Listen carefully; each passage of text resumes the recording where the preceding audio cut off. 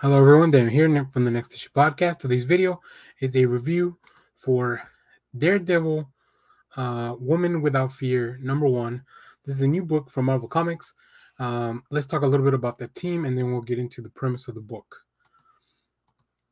So this is written by Chip Zdarsky with art by Rafael de Latorre, colors by Federico Blee, and letters by Clayton Cowles.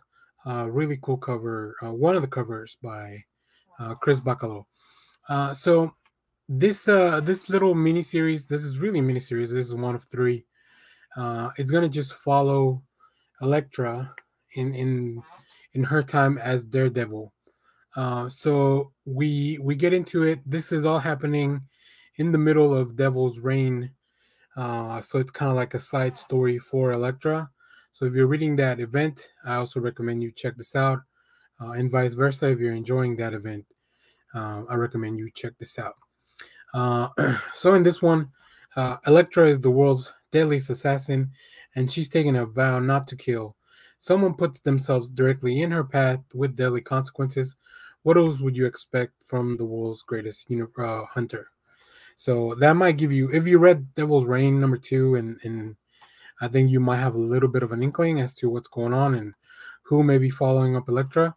But it's really interesting. So the comic kicks off here, and I'll show some art. Elektra goes to see Kingpin, who is currently the mayor of New York, and he pretty much has a file on everyone and everything. He's the most organized file keeper in the Marvel Universe.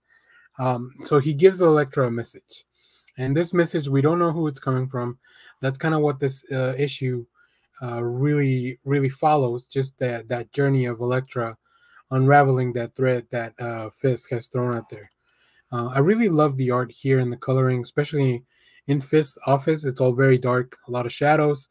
I love the design of the Elektra Daredevil outfit. It's really cool. I really enjoy it. So I think once she finally gets out of there, we see the contrast in colors once she's with Matt Murdock. And Elektra's inner voice or inner dialogue as we go through the comic really leads you to believe and kind of highlights how important this relationship is to her. So yeah, I really enjoy seeing these two together, hanging out, doing stuff. It looks like from here on, maybe until the end of Devil's Reign, they might get split up for a little while until while stuff is kind of happening with Matt doing his thing, Elektra doing taking care of her business. We get a little bit of backstory in Elektra, her training, all that stuff. So I think Zdarsky does a really good job at keeping you up to date on who Elektra is and building out these relationships, especially with Matt and people from her past, while setting up this new adversary. It's a very fast-paced book.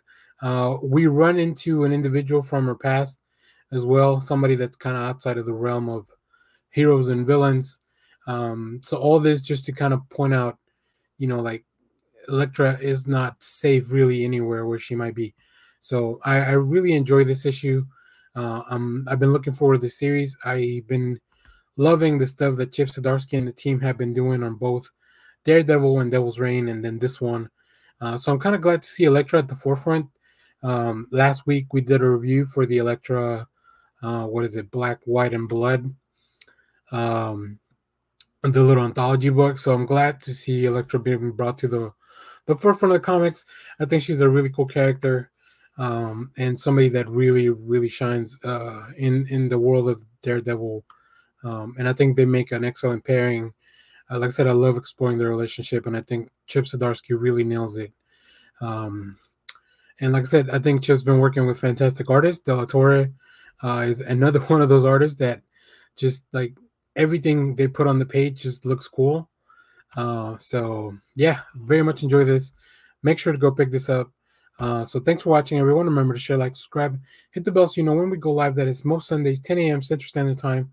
On the next episode, we'll do our part 2 of our favorite stuff from 2021. You can go back and check out the previous issue for that.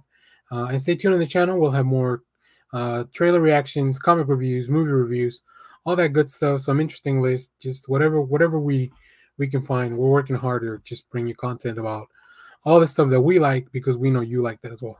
So thanks for watching, everyone. Bye.